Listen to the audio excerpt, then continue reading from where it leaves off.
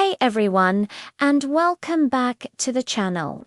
Picture this. You're at a dinner party, a gorgeous platter of food arrives, and before you can even grab your fork, someone has already swooped in and taken all the best bits. Sound familiar? We've all been there, and it's super frustrating. But have you ever stopped to wonder why sharing food fairly is such a big deal? It's not just about being polite.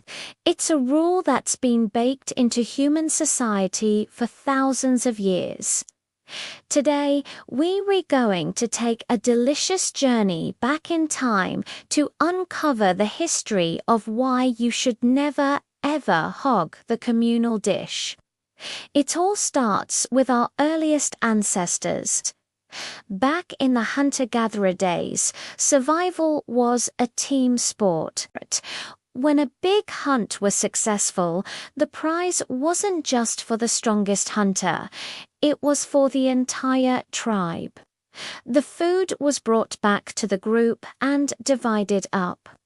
This wasn't just a nice gesture, it was a matter of life and death. Sharing ensured that everyone, from the young to the elderly, got the nourishment they needed to survive. Monopolizing the food would have been unthinkable. It would have weakened the group and threatened everyone's survival. So, right from the dawn of humanity, sharing food became a fundamental pillar of community and cooperation. It was the original social contract, sealed with a shared meal. As societies evolved into agricultural communities, this principle of sharing took on a new form. People started settling down, farming the land, and living in larger, more complex villages. Feasts and communal meals became central to social life. They were used to celebrate harvests, mark important occasions like weddings, and strengthen bonds between families. During these feasts, the host would provide food for everyone, and the expectation was that it would be shared among all the guests. Taking more than your fair share wasn't just rude, it was a sign of disrespect to the host and the entire community.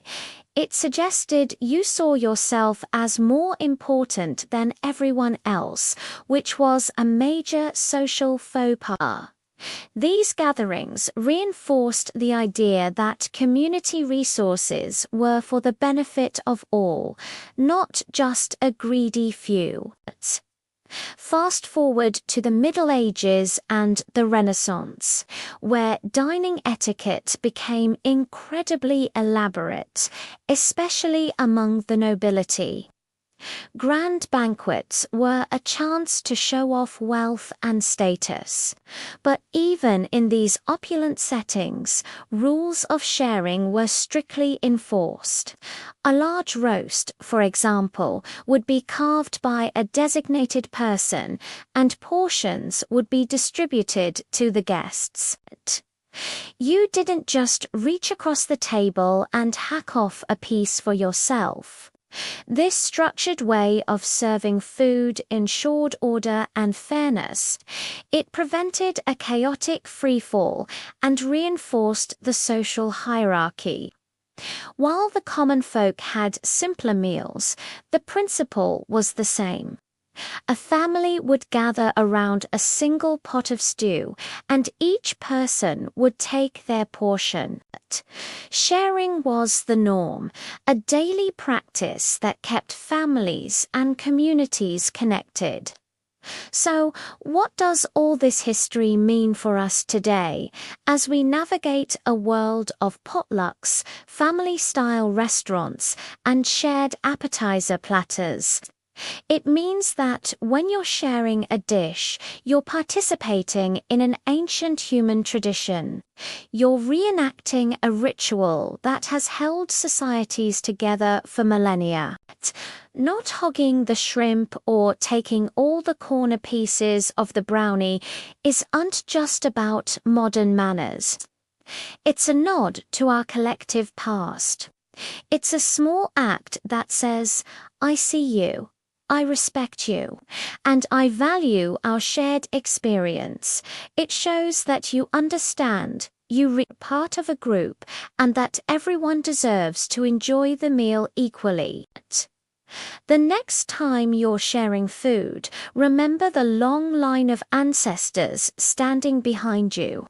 Remember the hunter-gatherers dividing their catch, the villagers celebrating a harvest, and the families gathered around a single pot. By being mindful and sharing generously, you're not just being polite. You're honoring a fundamental human value that has allowed us to thrive for centuries. It's a simple, powerful way to build connection and show respect. Thanks so much for watching. If you found this little trip through history interesting, please hit that like button and subscribe for more videos. Let me know in the comments if you have any food sharing horror stories. Until next time, eat well and share well.